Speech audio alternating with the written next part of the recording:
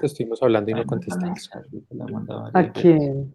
A ti, te estoy hablando Ah, desde el principio. qué raro, yo no te escuchaba porque yo te saludé y yo Ujú. no te escuchaba y entró Carlos y tampoco escuchaba a Carlos. Ah, no, y no te escuchábamos a ti. Bueno, Pero qué aquí ya gusto sí todo verlos. ¿Cómo full. están? ¿Cómo Muy, muy están bien. todos? Bien. Bien. Carlos enrumbadito, feliz y todos muy bien. Ah, sí, es el del aguardiente que entré tarde. Sí. Sí, estoy en Jardín Antioquia muy enrumbado. Ah, qué rico. ¿Y te viste la película? ¿O ya te la habías Sí, visto me la vi antes? desde el miércoles, Ok. Él pues está del todavía con jueves, el creo. despecho de la selección. Ay, qué pesar. Sí, Bueno, Ay, ay, comencemos. con ay, qué Andrés pela lo le tuve dieron. como un talismán de buena suerte porque cada vez que me la hago con Andrés nos va bien. Sí, Ah, eso pensé. esta Nos vez no toca se la dieron juntarnos. juntos. Ya Bueno, sabes. chicos. Scarface de Howard Hawks, 1932.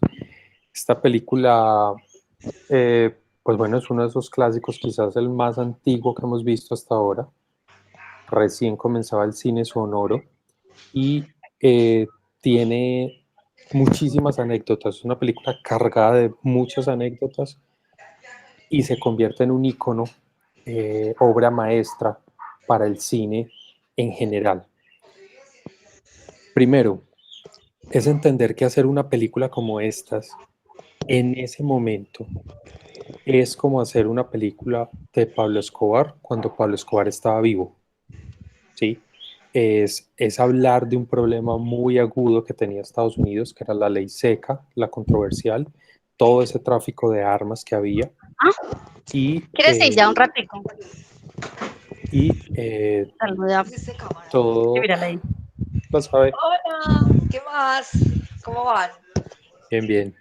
Bien, a ver, por ese audio, ponelo. Eh, entonces, la carga política que tuvo al momento del estreno fue muy fuerte. Incluso pues hubo un momento donde casi cae en la censura, ¿sí? Se demoró un poco el estreno, en fin, pasaron muchas situaciones y que cuando salió a las salas de cine, pues estuvo también plagado como de muchas presiones que no eran necesariamente legales, es decir, todas las mafias también empezaron a caer como alrededor de esta película que hasta ese momento no se había visto de una manera tan clara, pues sí, lo que pasa en ese manifiesto inicial, es que es un manifiesto político como tal la película en contra de lo que estaba sucediendo en ese momento.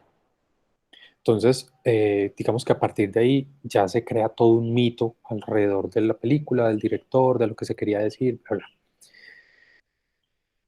Vamos a concentrarnos o vamos a ir por partes. La película como tal es un guión hecho, se dice que en una semana, en tiempo récord, a 8 manos, es decir, 4 escritores. A la cabeza pues estuvo Ben Hedge para como guionista principal y que es un guión muy bien medido en su estructura, los tiempos, diálogos. Es un guión que es muy potente para dar, eh, para transmitir ese mensaje de lo que quería contar el director. Luego está todo el trabajo de fotografía que tiene esa película, podemos profundizar ahora más, obviamente con una influencia muy fuerte del expresionismo alemán para ese momento, pero es una cámara muy cuidada, es una cámara muy arriesgada. Por ejemplo, cuando se hacen esas persecuciones o esas tomas dentro de los autos, eso es real, o sea, eso no es un trucaje, sino que es realmente dentro de carros en movimiento. La persecución fue una persecución real, destruyeron esos autos, cuando se chocaban esos camiones con los barriles, todo eso termina siendo impactante para el momento, ¿sí? Total, nadie había hecho persecuciones. Entonces era pensar cómo se hacía, dónde montar la cámara, todas las implicaciones técnicas para ese momento.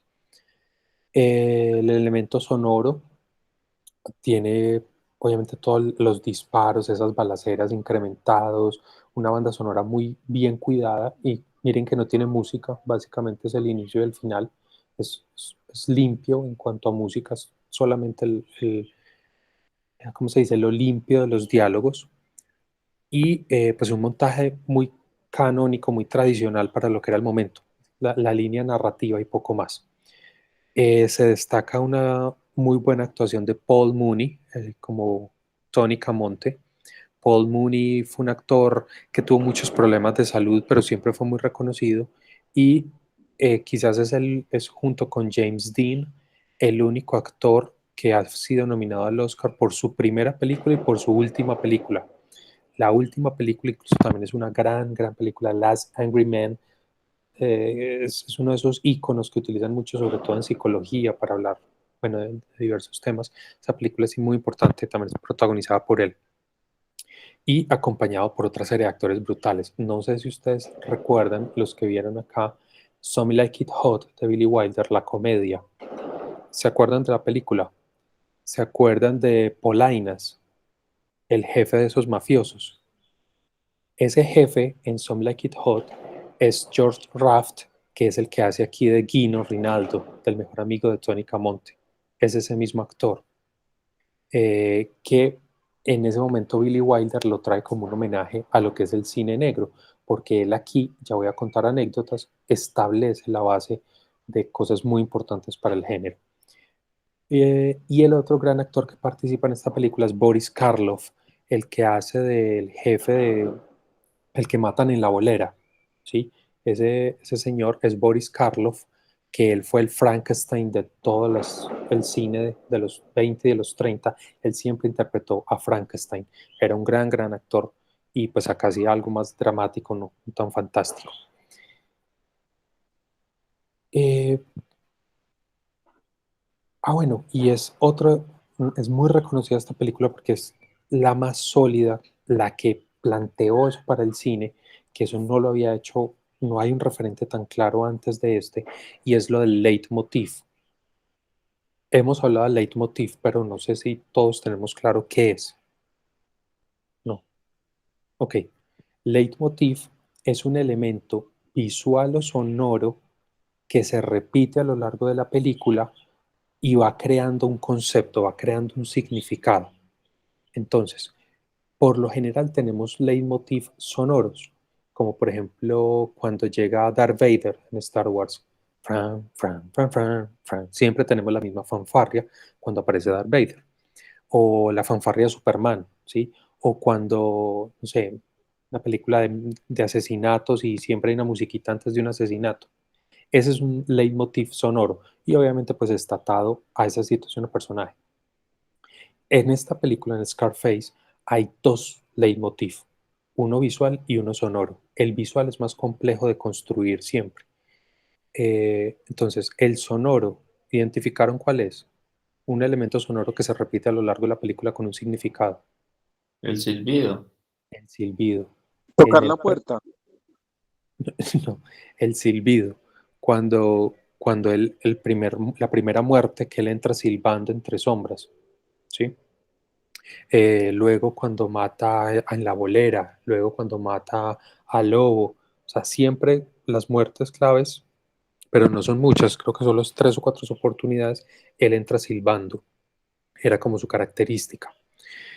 Y el otro leitmotiv es el visual. ¿Cuál es el elemento visual aquí que se repite y cobra un significado? Las sombras. No sé. No, Los trajes, no. Él mataba mucho el ojo, ¿no? no. Voy a Yo no abrir vi. aquí. Estoy abriendo acá. Ustedes me dirán si están Carlos viendo. está perdido, entonces no hay esperanza. No, no sé si la cicatriz sea muy obvio, pero no. La Creo que cicatriz no. Nosotros estamos tomando un vino y no estamos perdidos. alrededor de eso. La cicatriz es parte de la caracterización de él, como Claro. tal. ¿Sí? Scarface yo lo vi hace muchos años. Están viendo el tablerito. Ah, ya, el letrero del mundo es tuyo. Bueno, ese podría ser. Podría ser. Pero Pero eso solo termina lo más pusieron como en la mitad al final. No fue exacto, desde el pero es más asociado al valor. Esta no es una película atravesada por el amor, sino por la ambición y el poder. Entonces, ese letrero está más asociado a ese valor. Listo. Ah, entonces es la ventana del presidente. Ajá. El Ventana del letrero presidente. cuando de oficina privada con su nombrecito, Ese, que que la mostraban quiebran siempre que el que cuando... estaba pues en la cima, pues que era el que mandaba, siempre tenía su oficina con el nombrecito. Que, No, ya, déjenme, ya evoluciona. No, no es por ahí. ah, No, pero entonces Si sí lo están viendo internos. el tablerito en blanco. no, no No, estoy no, viendo el ahora tablerito. sí se Ahí está proyectando, ahora sí. sí, ya. Ahora sí, listo. Sí. Resulta que en esa época a la prensa, a los medios impresos, les llegó la censura. Entonces, por la violencia, por la cantidad de crímenes que se estaban sucediendo. Entonces los periódicos empezaron a generar esto. Esta es como una portada de periódico normal, ¿sí? Entonces tenían, el- el es- les dijeron que no podían seguir publicando esas fotografías tan, ¿cómo se dice? Crudas, violentas. Ellos eran como el espacio. ¿Ustedes se acuerdan de ese periódico que era todo amarillista? Que era más amarillista que el que hubo. Llegaban primero que la policía y acomodaban los muertos. Entonces, lo censuraron y la prensa, a manera de protesta, lo que hizo fue que dejaban el espacio de las fotografías, dejaban el pie de foto, aquí iría el crimen de la calle, no sé qué, una matanza. Y en el espacio de la foto hacían esto, dejaban una X. Entonces Howard Hawks retoma esta idea de la X y le empezó a pagar centavos de dólar a todos los que estuvieran en el cuerpo de rodaje para que le dieran ideas dónde poner X en la película. Y toda la película es plagada de X, plagada. Yo después de los 15 minutos iban más de 100 y ya iba perdido. Es plagada. Si Andrés, ustedes, perdóname, calma, pero ¿cómo así? Perdóname, ¿qué significaba la X? ya voy, calma. Ah, Eh, bueno, perdón. entonces, si ustedes se devuelven, por ejemplo, a los créditos iniciales, está sobre una X. Las letras, los nombres de las personas aparecen sobre una X. Y arranca la película. ¿Y cuál es la primera imagen de la película? Es una X, es un letrero de calle 30 y no sé qué, Sí, y es una X. Y ahí arranca el plano secuencia, que es esos primeros 3, 4 minutos un plano secuencia. Cuando entra entre sombras, las palmeras empiezan a formar X, sombras de X en las paredes. Y entra ese personaje en sombras, Tony Camonte, y asesina. Y a partir de ahí, todas las muertes, todas las masacres son con X. Por ejemplo, la que es en San Valentine, que eso fue una masacre muy famosa, comienza en una viga arriba, que son un montón de X, la cámara baja, las sombras los fusilan y vuelve y sube y están las X en la viga. O ese que se quedó vivo y regresan al hospital y cuando abre la puerta con la pata así extendida en el fondo se forma una gran X. Entonces, la X es el significado de muerte, va cogiendo esa potencia narrativa de todas las muertes están rodeadas por una X. ¿Listo? Ahora, ¿cuál es la muerte más potente de la película? La más trágica. La de Rinaldo. La de Rinaldo, listo. ¿Dónde tiene X Rinaldo?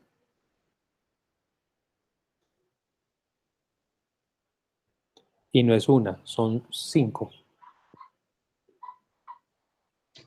Y es Yo no vi ni una X. un elemento que se repite a lo largo de la película. Entonces, la primera vez cuando Kino conoce a Seska, ¿cómo es esa secuencia? ¿Quién la recuerda? No. cuando ella le tira una moneda por la ventana. Exacto, ella le Sí, tira una moneda y él está abajo como con ese con un señor musiquita. que sí. Listo. Un miquito. Cuando la muestran a ella sentada pues en esa ventana balcón, las rejas forman una X. No, mijo. Pues Esa es hubiera la dicho primera. todo eso antes Profe, para una haberlo. pregunta. La primera vez que usted se Pregunta la de vio, examen. ¿tenía o no Ya tenía habíamos datos de perdido la el X? examen. Habíamos perdido el examen. Espérate, Juan, no te escuché. ¿Me repites, por favor? La primera vez que usted se vio la película, ¿tenía el dato de las X o eso lo anotó después? El torno y el patrón. Yo la primera vez que la vi, recuerdo que identifiqué algunas X, pero no, por ejemplo, esta que estoy narrando, no, porque, pues nada, o sea, es complejo. O sea, no es complejo, es entrenar el ojo, es que yo esta la vi también muy La has visto apenas. muchas veces y ya sabes ese detalle, por eso eres el profesor del cineclub. Eh, En serio. Pues es que eso, ese dato de verdad de eso que nos estás diciendo, pues eso solamente lo puede decir o saber un experto, o sea, Es que uno imagínate, uno va a pensar que de las palmeras hay una X, pues, no. pucha, una pero es que, percepción, al pero detalle, por bacano, eso les súper digo, bacano. es como la importancia o la potencia de ver, o sea, aprender a ver. y, Sí, que, y cómo esos detalles realmente construyen cosas. Voy a compartir la película, pues, las imagencitas para que veamos que no estoy diciendo mentiras. Esta es la secuencia que acabo de nombrar. Ya ahí se ve la X. ¿Sí la están viendo? Pero es Bueno, que es muy difícil de pillar. Pues claro, ya la vemos. ya la veo. claro, y está marcado, o sea, Guino está marcado con esa X. Eso es brutal. Y aquí, Todos los que ponen la X son los que se van a morir en algún momento. miren, ahí la X. Pareciera. Sí, el Es súper bonito. balcón. ¿Cuál es la segunda vez que aparece esa X en Guino? Bueno, esta transición es hermosísima. Paso del tiempo a punta de bala. Así, Pura Es bala, brutal. sí. están Que disparando una de las cosas potentes de Howard Hawks ser director de cine, haber empezado a hacer cine mudo, es eso, es que él lograba narrar con imagen, no necesitaba el texto era complemento, no era la base. Esta es la que les decía de la masacre de San Valentín. Aquí los Y masacran las X, ¿dónde están? al, al comienzo, al comienzo del plano y ahora al final. Ah, mira la I. De madre, claro, claro.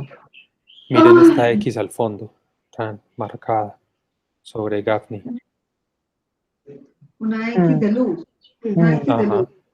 Ujú. Este diálogo político, listo. Por acá va a llegar la segunda X de Guino. Entonces estaba predestinado a morir. Mírenme esta belleza. Esta nena muy lanzadita, muy coqueta, con Y sus Cuando es le ojos baila, amarillos, cuando le baila, que y le le va a baila. bailar, exacto. Ahora vamos a ver si ven la X, ya sabiendo.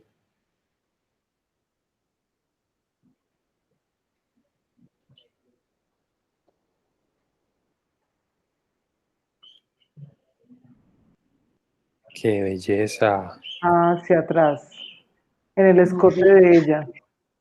No, no vi, no vi, no vi. Sí, en el escote, Ah, atrás en la espalda. es que es muy Listo, difícil, segunda pues sin vez. saber. Pero claro, ya con el dato que le da Andrés a uno, entonces ya uno está pendiente de las X.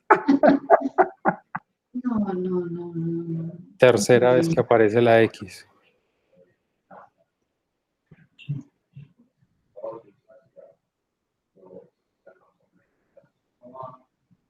Él mismo la construye. El muñeco que tiene en las manos. Hermoso. Sencillo, simple, hermoso. Tercera X. Vamos para la cuarta. Ay, no, Andrés, ¿usted cómo va a hacer eso? No, mejor dicho. Vamos a tener que hacer otro curso de cine, Andrés. Ay, Ay, me alenté mucho. Ya Ahí las ya tengo. sí, leí. sí, pues, ahí sí. Ahí se vio la Pasaron X. varias. La cuarta es que él llega a tocar la puerta. Mm, ¿Y qué puerta tocó? La 10. Epa. mm.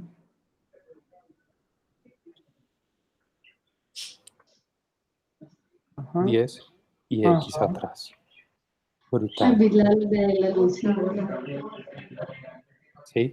Entonces es esa manera ingeniosa, diferente, creativa de narrar, de darle significado a un elemento como la X, cogerlo de la realidad, llevarlo a la película y que sea a través de esa X empezar a cargar el significado de la muerte, que es lo que atraviesa todo este guión. ¿Sí? Entonces, miren, y retrocedan, miren todas las muertes hacia atrás, todas están con X, todas tienen X por algún lado. Sí, Es impresionante. Entonces, por eso decía, después hacia el, o sea, en la historia del cine es difícil encontrar otra película que tenga tanta potencia, un leitmotiv tan potente, pero siempre me gusta recordar esta idea. El leitmotiv para mí es como cuando uno tiene una torta deliciosa, chocolate, lo que sea, y uno le pone una cereza encima. El leitmotiv es la cereza. Si uno le quita la cereza, la torta sabe a lo mismo, no le pasa nada a la torta. Pero si está, se ve más bonita, se ve provocativa, es mucho mejor. Entonces el leitmotiv es lo mismo. Si no está en una película, no pasa nada, la película debe ser buena, se debe sostener. Pero si tiene un leitmotiv y más pues a este nivel de estructura, o sea, la saca del estadio. ¿Sí? Eh, entonces, elementos importantes.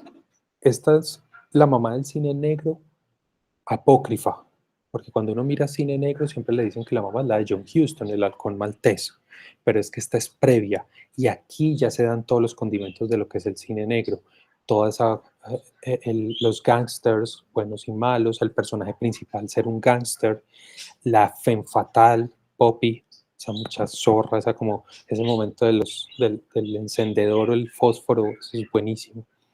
Es esa femme fatale, ese final trágico, la violencia. Esta es una película muy violenta. Yo sé que muchos, ay, pero esos puños tan bobos, cómo se caían. Es una película muy violenta, las muertes son muy violentas. Bueno, una X muy bonita es cuando matan al tipo de la bolera, que es la X en la planilla con donde uno lleva el puntaje. Él hace chuza y pone la X. En un cuadrito. Ajá. Y lo del pino dando vueltas, que eso tuvo muchas repeticiones, es un juego de imanes para poder que esa vaina quede dando vueltas y caer. Entonces, pues nada, se me fue que estaba hablando. No, estabas terminando de decir de las figuras de las X, que esa era una No, de las más, ¿no? pero pues después de eso, pero El cine negro, el halcón Era la maltés. mamá del cine negro, sí. a ver, lo del cine negro. Entonces, esta es la mamá porque tiene todos esos elementos que fundamentan el género mucho antes del halcón maltés, mucho antes de que se desarrollara el género. Aquí ya estaba plasmado. Y como decía, en una lectura de contexto muy dura, muy frentera. Ese manifiesto inicial, cuando uno vuelve y lo lee, es como, es una cachetada al espectador. O sea, la película es una cachetada al espectador porque es diciéndole, usted es el gobierno, o sea, usted es el responsable de esto, no se lave las manos con el gobierno. Y cuando uno termina de ver la película, me encanta esa idea de obra maestra que no le pasa el tiempo, porque esta película simplemente cambie dos palabras y cambie cerveza por cocaína o armas y tal cual, pues pásenla en Señal Colombia todos los días, porque es que eso sigue siendo vigente. ¿Sí? Es una película totalmente viva, hablando de frente a ese conflicto, a eso que estaba sucediendo en ese momento en Estados Unidos. Sabemos que afectó mucho, pero hoy se transforma. Por eso, y empiezo a hacer esa analogía, esa comparación, cuando Brian De Palma hace el remake en el 81 y cambia la palabra cerveza por cocaína, actualiza el conflicto, sin embargo no le llega ni a los talones. O sea, es una película muy mala por una sencilla razón. Es simplemente la violencia por la violencia. Es la sangre salpicando la pantalla.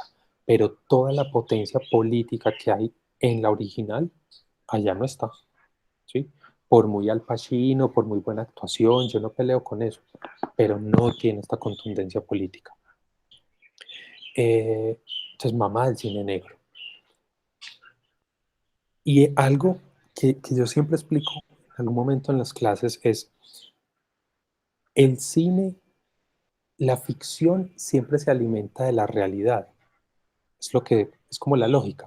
Las cosas pasan en la realidad y de alguna manera se interpretan y se llevan a la ficción. Pocas veces, parte de la ficción y se transforma la realidad. Eso es más difícil. Por ejemplo, la ciencia ficción ayuda mucho. La ciencia ficción se inventa, en los 60 se inventaron el iPad, o se inventaron los intercomunicadores, hoy son celulares. Eso lo vemos en series de ciencia ficción de los 60, ¿sí? Es una manera de cómo la ficción afecta a la realidad. Listo. Esta película, Scarface, afecta a la realidad profundamente hasta nuestro narcotráfico. ¿Por qué? Cuando esta película sale, como a unos pocos meses después, George Raft, el que hace de Guino, el mejor amigo de Tony Camonte, contó la anécdota que a él lo llamó a la oficina Al Capone. Marica, eso es como que lo llame a uno Pablo Escobar a que vaya a la catedral a hacerle la visita, o sea, a ese nivel era. El tipo se asustó, no sabía qué hacer, en fin. Él narra cómo llega a la oficina, un escritorio gigante lleno de papeles, el tipo ni levanta la mirada, no lo saluda, y le dice algo así como que por ahí vi esa película en la que trabajaron. Ah, sí, qué bueno. Me gustó, estuvo interesante. Ah, muchas gracias. Bueno, ya se iba a ir. Oiga, antes de que se vaya, oiga, para que sepa, nosotros no trabajamos o nosotros no jugamos con a coin, sino con a quarter. No jugamos con una moneda de 5 centavos, sino con la de 25 centavos. Y era una manera de decirle, ese es nuestro poder y sabemos lo que estabas haciendo. Porque Geoff Raft se inventa para ese personaje lo del juego de la moneda. Él se fue a los billares, él se fue a esos garitos, se fue donde trabajaba esta gente y él decía, siempre están jugando con algo, en la tiza del billar, un encendedor, siempre tienen algo en la mano y empezó a evolucionar eso para el personaje y es donde saca lo de la moneda. Y cuando uno ve eso en el cine gangster, eso es un ícono, jugar con la moneda en el aire. Eso es de este actor. Paul Mooney también estuvo citado después por Al Capone, también tuvo sus conversaciones profundas de lo que debía o no debía, pero ¿cómo afectó la realidad? Resulta que después de esta película y que el cine negro empezó a tomar esas características, eh, los mafiosos querían parecerse a lo que veían en la pantalla, es decir, estrafalarios, bueno, opulencia, eso de las ventanas blindadas, la ropa, lo suntuoso, tener el lujo en las casas, eso sale del cine, eso no era de la realidad. En la realidad las pandillas y los gangsters eran mafiosos, se vestían normal e incluso mal vestidos, golpeaban, vivían llenos de sangre, tierra, pero no eran esa como de disparado de mal gusto, ¿sí?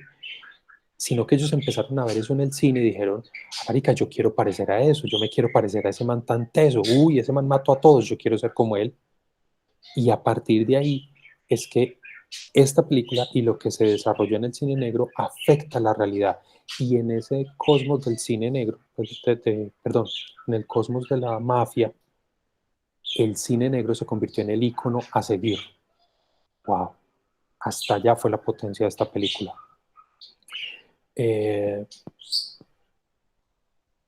Mucho antes de que, otro elemento, mucho antes de que llegara esa oleada de directores y actores de Europa huyendo de la Segunda Guerra Mundial, sale esta película. Pero es Howard Hawks, analítico, había visto cine, muy, muy claro en sus conceptos, cómo mete esas sombras del expresionismo alemán. Esa secuencia final de Seska, cuando sale de esa habitación para apuntarle al hermano, marica, eso es de miedo. Esa señora parece una película de terror. O ¿sí? Esa sombra fuerte en los ojos, el fondo negro, o sea, es muy intimidante. Eso es puro expresionismo alemán antes de que llegara la influencia alemana propiamente a Estados Unidos. Visionario. Eh, el tema que queda ahí como entre líneas, el incesto, esa relación entre los dos hermanos que parece esas familias paisas tradicionales que terminan amándose más de lo debido. Eh, es un tono, no voy a decir que está la relación planteada de esa manera, pero es un tono que hay. No es explícito, pero deja el mensaje, Pero esa manera como deja la la cela, idea. como la cela, la cohíbe que vaya a los espacios, cómo te vistes, cómo le revienta el vestido. O sea, es un posicionamiento muy fuerte de ese masculino sobre el femenino de familia, ¿sí? Entonces, raya mucho en esa idea del incesto. Bueno, no sé, voy a tomar aire. Cuéntenme ustedes, ¿cómo la vieron? ¿Qué les pareció? Yo quiero hablar de varias cosas. Sí, Uno, esa, ese manifiesto inicial, qué poderoso, en pleno 32, huepucha, qué cosa tan maravillosa es. No se ve hace rato, no, el cine como elemento político, pero elemento político real, no, qué locura. El primer plano secuencia me pareció espectacular. Yo decía, ay, pucha, esto es plano secuencia. Espectacular. Otra cosa que quiero evidenciar es, no sé si yo sufría con el código Hays. Yo digo, acá no aplica el código Hays, definitivamente. No está aplicando el código Hays porque con el vestido, la forma en que se rompe el vestido, ay, pucha, el código Hays estaba sufriendo con ese código Hays en toda la pero, película. pero es porque aquí no Sí, existía todavía. sí. Esta película, junto con las que vinieron, fueron las que forzaron o alentaron a que surgiera el código Hays. Pero es que cuando sale esta película no existía, entonces por eso se dieron ese lujo. Sí, esa mirada de Poppy con él, mejor dicho, decía, definitivamente acá no hay código Hays porque con Poppy y con Scarface lo ponen porque lo ponen, porque ya con esa química que hay entre los dos dije, no, esto parece una película actual. Y Por esa la... corralada que le pega en la Sí, cama. Uf. sí, sí. Entonces pareció una cercanía, sufrí con esa cercanía en 1932. Y otra cosa que me parece importante que la película, yo estaba pensando, ve, estamos sobreestimando a Al Pacino. Este man Al Pacino es una hueva al lado de, ¿cómo se llama? El Paul Mooney. protagonista. El, Sí, el es una personaje de Tony hueva. Camonte, el actor Paul Mooney. Sí, Al Pacino es una hueva porque este Paul Mooney tiene un encanto, tiene un charm, tiene una sofisticación, pero a la vez lleva la El mal película gusto. perfecto. Al Pacino es una hueva, definitivamente, y todos crecimos que Al Pacino es el superartista, el superactor, pero es una hueva en materia de actuación, en materia de encanto, en materia de como dice, de persona de ser graciosa y a la vez temerosa. Al Pacino, al compararlo con este man, no es nada, es nada, nada, nada. Es Una un cosita cero ahí, adicción. Carlos, de lo que Es, dices que me parece muy valioso, y es que, bueno, primero yo me he y, ganado muchas discusiones a lo largo del tiempo, porque cada vez que digo eso que está diciendo Carlos, pues todo el mundo se viene encima. Al Pacino es intocable. Pero marica, o sea, es que no han visto la original, o sea, solo se quedan con eso. Pero más allá de eso es cómo entender un buen guión y cómo entender una buena actuación, y que uno puede ver las dos de maneras diferentes. Y específicamente en el diálogo cuando Tony Camonte conoce a Poppy, cuando va a la casa de Johnny Lobo y Poppy está en vestido de noche, pues en pijamita, y desde que empieza ese diálogo, repítanlo, es perfecto. Él entra y toca ¿cómo se llama? La salida, la bata del lobo, y le dice, es de las caras. tan, se da el diálogo y después coge el habano, es de los caros. Y cuando se está despidiendo en la puerta, ella, es de las caras. Le va metiendo, o sea, el diálogo en el texto es perfecto como va el creciendo del humor, pero puede verse también lo que está diciendo Carlos, la actuación, la picardía, la mirada, cómo le clava los ojos en las piernas, cómo le hace esa mirada socarrona de, es de las caras. ¡Wow! Es un muy buen texto, pero con una muy buena actuación. Eso, ahí es donde se puede identificar muy bien eso. Listo, Carlos, sigue por favor con lo que Y la ibas a última cosa, decir. lo que más me llamó la atención de la película es que lo primero que vemos es una película producida o por Howard Hughes y se nota la mano de Howard Hughes en la plata que le invierte en la película. Yo veo esas persecuciones en carros y yo digo, pucha, ¿cuántos carros en 1932 cuánto vale un carro? ¿Y cuántos carros se tuvieron que destruir acá para hacer esta película? Esto es como estrellar un cohete en la luna, me parece a mí. Ahí se nota la plata de Howard Hughes y que en verdad él era no Howard Hanks, sino Howard Hughes, lo comprometido que estaba ese loco con el cine. Sí, y es cierto, o sea, es que era muy costoso hacer esa persecución, destruir esos carros. Si ustedes vuelven y ven la secuencia, van a ver que los carros están pasando sobre unos rieles de tren. Ahí es donde se rodó, donde podían montar la cámara para hacer ese traveling a alta velocidad, pues eso irían a 20 kilómetros. Pues que en esa época, en esos carros, eso era alta velocidad. Eh, entonces, ir sobre esos rieles era el despliegue técnico, o sea, ya ahí eso, puta, este man está loco, o sea, estaba por lo alto haciendo efectos especiales. ¿Quién más? ¿Quién más cuenta impresiones? ¿Cómo la vieron? Mira que lo que estabas diciendo ahorita de la actuación de Tony cuando fue donde Lobo, yo sufría porque me pareció muy atrevido que le estaba como coqueteando pues, a la novia o a la muchacha de turno pues, de un matón. Y yo decía, no, pues este lo va a matar ahí coqueteándole y el otro tranquilo. Y yo veía, pues, sí, se va a No, pero hacer es más. que, Tranquilo, es que, no. no, tranquilo no, y además porque Tony desde el principio le había medido el aceite. En un momento, en una conversación, al comienzo le dice algo así como, sí, tú eres muy fuerte o tú eres el jefe, pues como que siempre le tiraba el lance de, él sabía que era un bobo, sino que tenía que ganar poder. O sea, esta es una película que uno cada vez que la vuelve a repetir va a encontrar unos detalles en sutilezas y que, como decía Carlos, yo pienso que son de las cosas que se han perdido a lo largo de los años.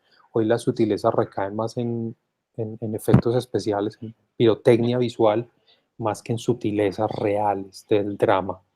Y aquí hay pues, una carga muy fuerte. Frente a lo del manifiesto también está el principio. Hay uno que es hay un añadido hacia la mitad de la película, ese diálogo como de políticos, que eso está ahí como, ¿esto de dónde salió? Eso es efectivamente un pegote postproducción, no tiene nada que ver con la historia, pero hace parte de esa postura política que querían dejar, que se da esa discusión de, pues a la final el problema es el tráfico de armas y que no hay un control. Entonces, hágale huy. Es como escenificando eso. Y el otro, eso se consigue en las versiones Blu-ray, es el final alterno. El final alterno, a Tony no lo matan, sino que Tony va a juicio.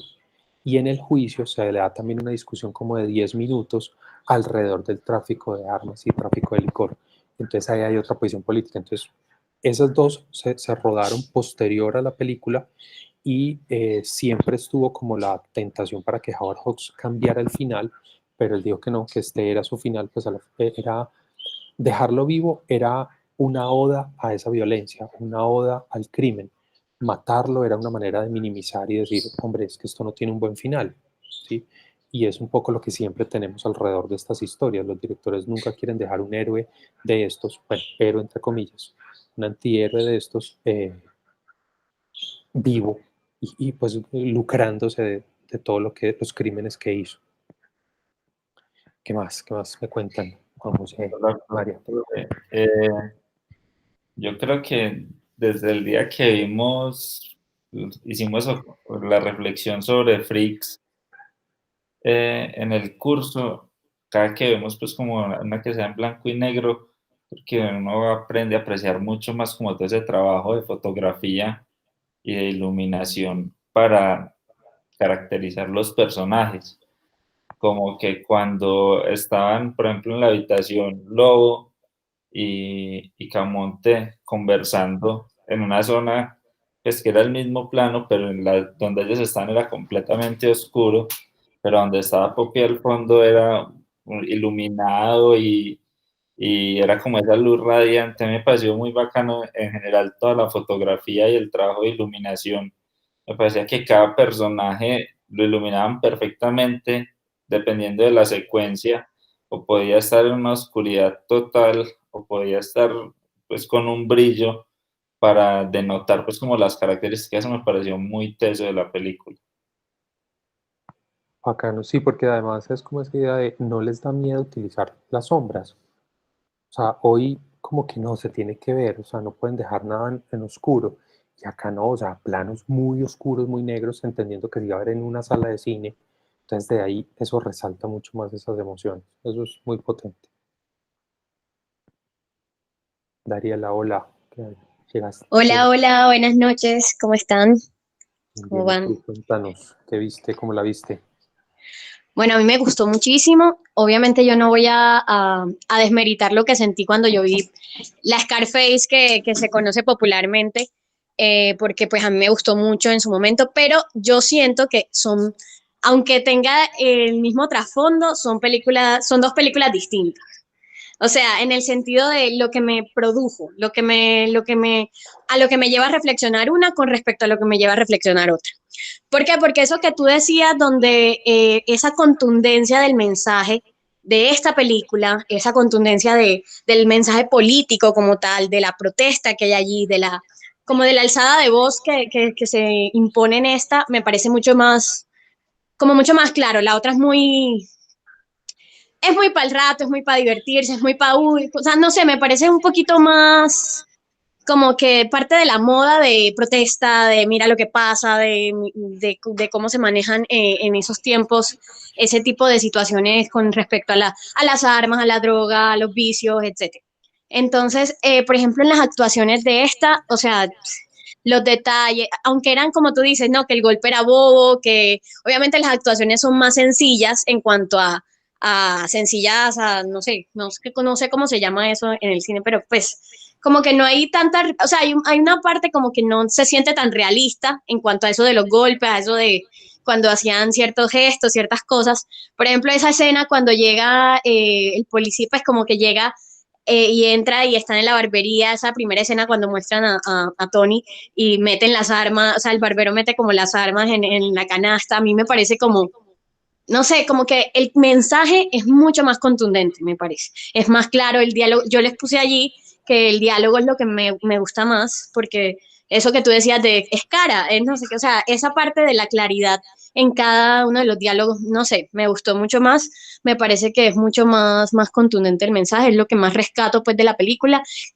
Y obvio, pues la actuación del Tony de esta película es brutal, o sea, pienso que es no, o sea, son dos personajes completamente distintos, sinceramente. A mí me gusta mucho la actuación de Al Pacino, pero como te digo, siento que es como la sensación es de una película distinta, porque este Tony me parece mucho más para el personaje de Tony, o sea, para lo que realmente Scarface quiere mostrar.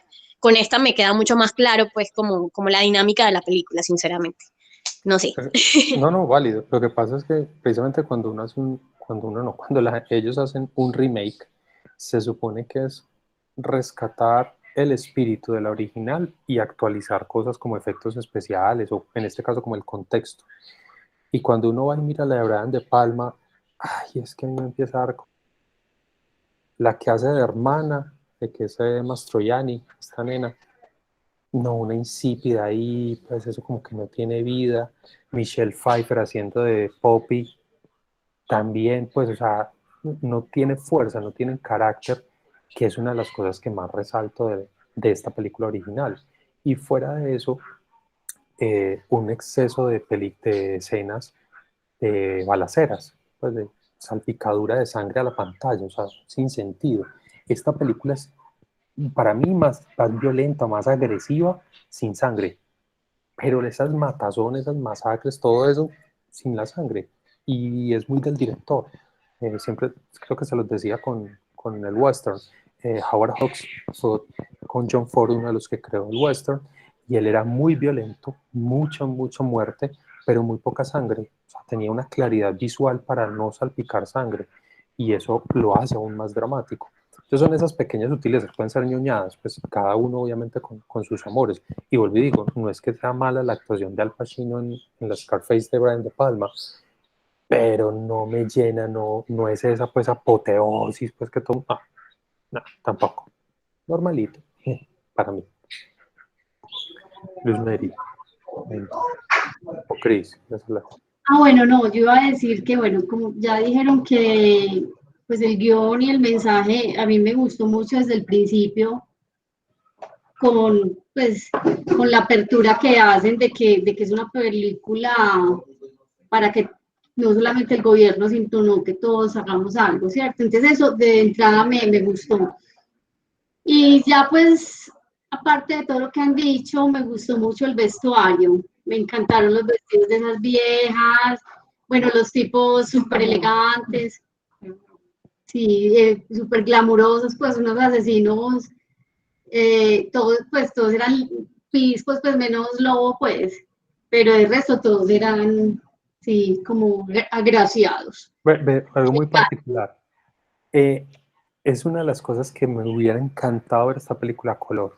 Pues es imposible, pero porque hay un comentario de Poppy cuando Tony le está mostrando la casa y la ropa, que él solo se va a poner una camisa, se estrena todos los días. Poppy le dice algo así como que algo brillante o algo, no sé la palabra que utiliza, como estrafalario, porque lo que a mí me lo han explicado otros que tienen mejor ojo que yo, y es que los colores que utilizan todos esos mafiosos son verdes con amarillo, marrones, es decir, estrafalarios, combinaciones feas de caché, o sea, trajes de seda, trajes súper caros en colores pink, o sea, brillantes. Y eso era muy del italoamericano de esa época. Y eso es lo que les decía ahora, que se empezaron a fijar los gángsters de la realidad cuando vieron eso en cine. Es que yo me quiero hacer notar en la sociedad por encima de los otros. Entonces me voy a vestir brillante para que me vean. Es como una lógica así. Entonces uno los ve muy elegantes, pero realmente eran bastante estrafalarios. Sí, a color eran como eran los mafiosos de acá, en los 90, no, ya no son así, ya bajaron de perfil, pero antes eran sí, de chaliz, brillantes.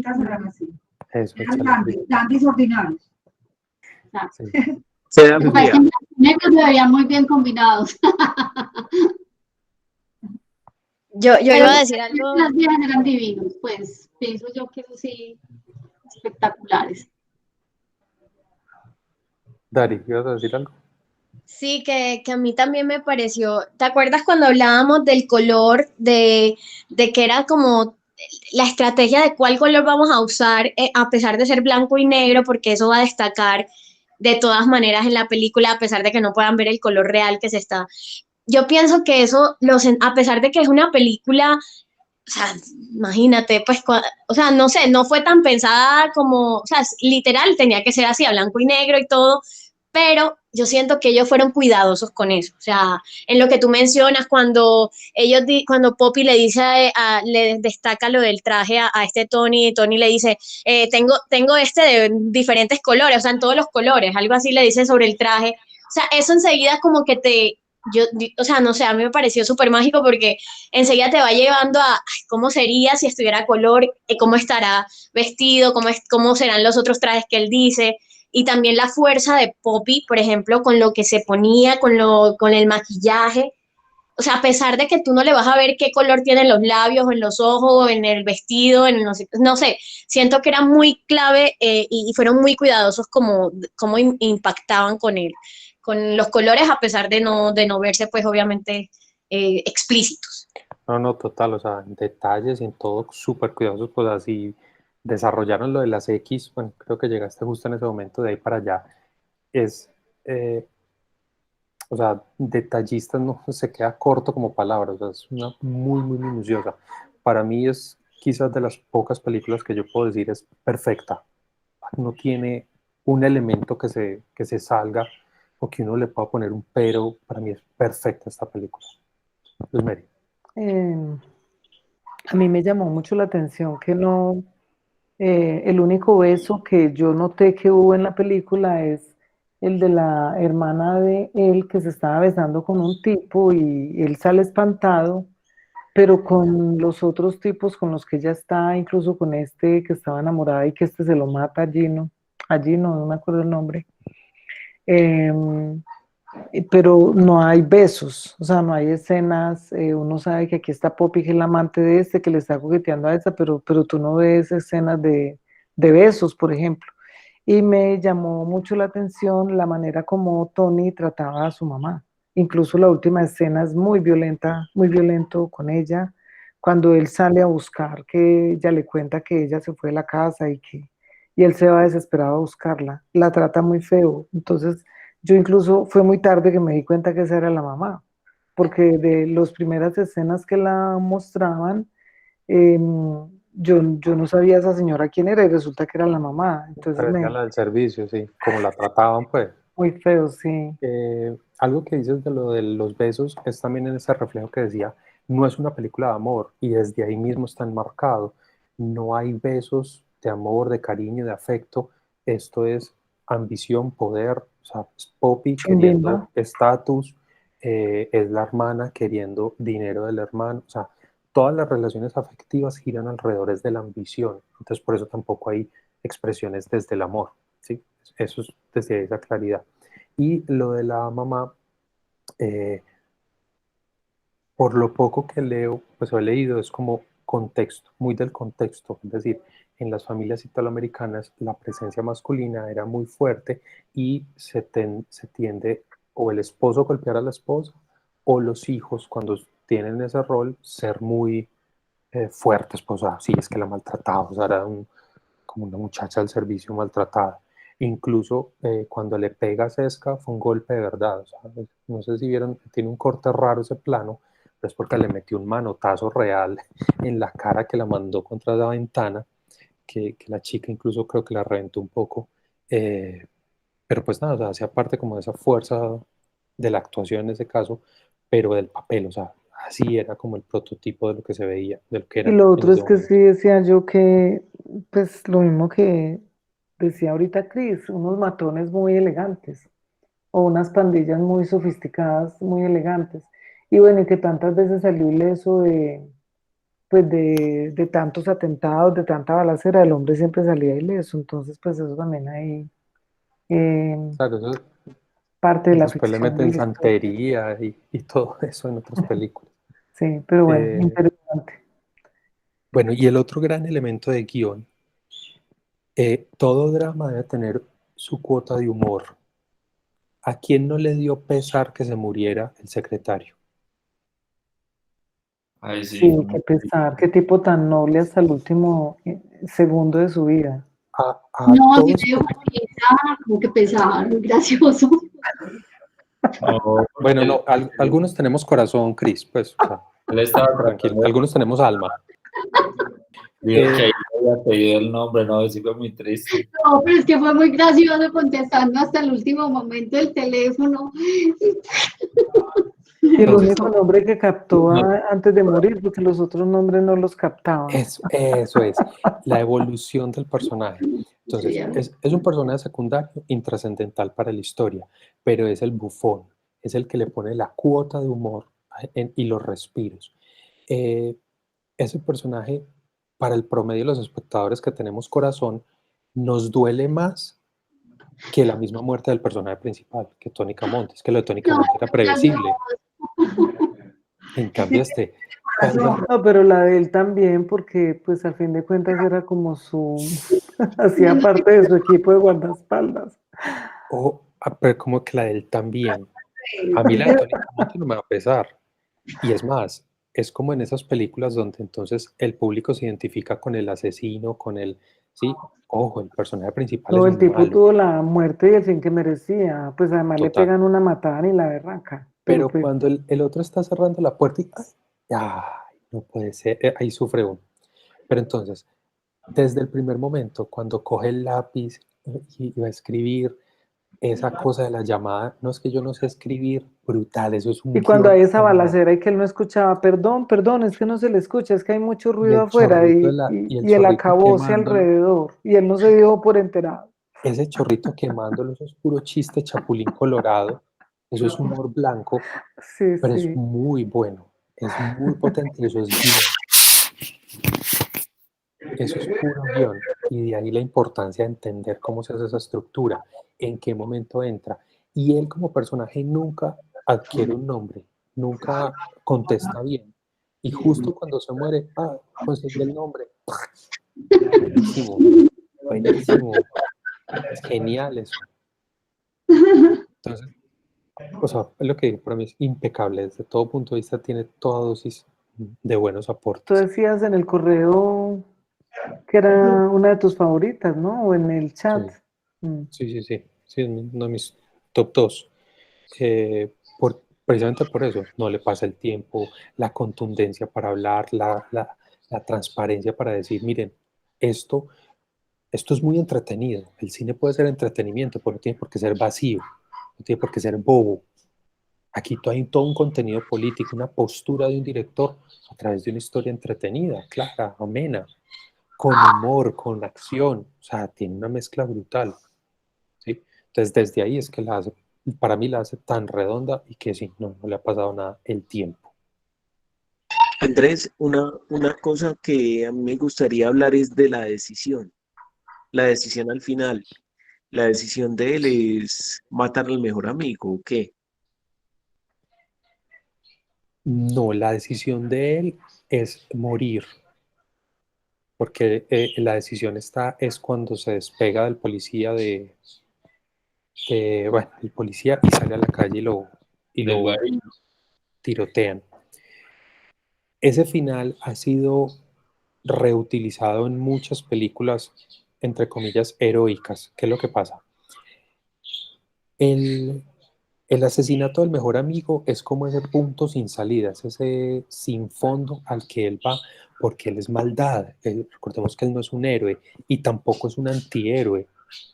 Es que esa es la cosa, él es maldad, él es un antagonista, un villano. Él actúa por ambición, es asesino, sin remordimiento, impera su ley y en esa celotipia, en esos celos, asesina a su mejor amigo. Pero ese asesinato lo lleva a confrontarse con su hermana, que es el ser más querido, y lo deja en desventaja como personaje. Se da toda la balacera en el apartamento, pierde a su hermana por su culpa también, o sea, es esa idea que le dicen hacia el final de que todo lo que él toca muere. Entonces muere su hermana y ya sin nada, desprovisto de todo, él le sale diciendo al policía, no, estoy desarmado, estoy sin mi hermana, estoy sin Little Boy, no tengo a nadie, y en vez de quedar capturado, decide arrojarse a la balacera. Eh, Ustedes han visto Butch and Cassidy, película que fue muy famosa. Me Butch and Cassidy encanta. Vos casi en Descendants Kid. and the Sundance Kid, donde Sí. nace el Sundance, el festival del nombre. El final es ese, el final es el mismo, pero ahí desde unos personajes que son antihéroes en redención. Entonces ahí están buscando la parte heroica hacia el final, lanzarse a las balas. Aquí no es una acción heroica, pero esa es la decisión, ¿sí? Porque él ya perdió todo, o sea, él es un suicidio, entre comillas, él no tiene nada. Perdió a la hermana, mató a su amigo, no tiene nada. ¿Sí lo ves, Carlos? Uy, esa decisión, no, todavía me parece más la decisión de matar del amigo porque ahí es como que pierde todo. Y ahí ya empieza a ser reseñado, no sé, me parece más una decisión más importante la de matar al amigo porque ahí ya deja de ser persona. como que ya se vuelve evidente. Pero Ah, yo tengo una duda. ¿cuál es el drama para él, Carlos? Perdón, Cris, un segundo. ¿Cuál es el drama para él? Él mata a su mejor amigo, pero lo que se da cuenta es que era el amor de la hermana y era un amor real y él voy a perder a mi hermana. Y después cuando la hermana lo está apuntando ¿por qué no me mataste? No, es que somos tú y yo soy tú y tú soy yo. Entonces él vuelve y retoma la vida. Listo, ya no nos detiene nadie y vamos con la policía. Pero cuando la matan a ella, ¡para! Ahí pierde todo, vuelve y pierde Se todo. ¿Sí me derrumba entiendes? él. Mm. Exacto. O sea, él sí toma la decisión de matar a su amigo, pero ese no es el punto más dramático para él, sino Pero es que el lo efecto mata en la por hermana. celos de su hermana. Él lo matas por celos de su hermana, no es por otra razón. Correcto, o sea, yo tiendo a creer que ni siquiera le da pesar la muerte de su amigo, sino ¿qué va a No. pasar con mi hermana? Ya no me va a querer porque si era amor de verdad. O sea, le importa es la hermana, no el amigo. Siendo un punto, una muerte muy dramática. ¿Quieres decir, Yo, Cris? yo, yo me quedé pensando a él cuando sale la noticia de que el amigo lo había matado, Tony, fue que la hermana fue la que dio la noticia que pues ella fue la única testigo de que él la mató. Sería que ella lo acusó. Eso hace parte como de esos giros de la ficción que no... Pues yo como que dije, ay, la hermana lo acusó, pues porque él ya había salido libre de muchas acusaciones, porque tenía unos abogados muy buenos, que siempre le mandaban ¿cómo se llama, Carlos? Habeas corpus, habeas Le había- corpus, o corpus, no sé, él le puso como 3 nombres demostrando su ignorancia, eso hace parte de las características del personaje, como Sí, en por su eso ignorancia lo... Eh, sí, pues, es válido, o sea, no podría creer eso porque pues si no había más testigos, pero hace parte como esa ficción, la policía se enteró y llaman por él. ¿Cómo se enteró? No sé. sí, pero la hermana pues en su dolor pues fue la que lo acusó, pensaría yo. Yo creo, profe, Bueno, que más que una explicación lógica de cómo se enteró la policía era como para demostrar ya como esa vulnerabilidad del personaje. O sea, sí. como que en ese punto de inflexión donde él mata el mejor amigo, que ya era el esposo de la hermana, como que ya todo se le empieza a derrumbar, que ya con cualquier cosa que haga lo van a pillar, ahí mismo se dan cuenta que fue él, no tiene nadie quien lo proteja, ya va en un declive y realmente pues no sé si sea importante saber cómo fue que se dieron cuenta, simplemente es como que se le acabó como ese escudo de protección, como ese manto que tenía antes por ser el más, sino que ya lo ven débil y ya con cualquier cosa lo Ahí van a... empezó su declive. Sí, exacto, sí, a mí como esos pequeños giros se entienden más desde ese hiperrealismo de cómo se enteró la policía, pues termina siendo secundario, simplemente ya pues van por él y se cierra la historia. Bueno, chicos, esto fue Clásicos. Este es un mega clásico de Howard Otra Hawks. cosita, Muchas Sí, gracias. en la versión de Al Pacino, como que él tiene un remordimiento y como que tiene algo que le implica, yo me acuerdo que es como una especie de bomba que no pueden poner porque hay unos niños y eso se le derrumba todo. Eh, en cambio acá, a pesar de tener unas concepciones éticas mucho más poderosas,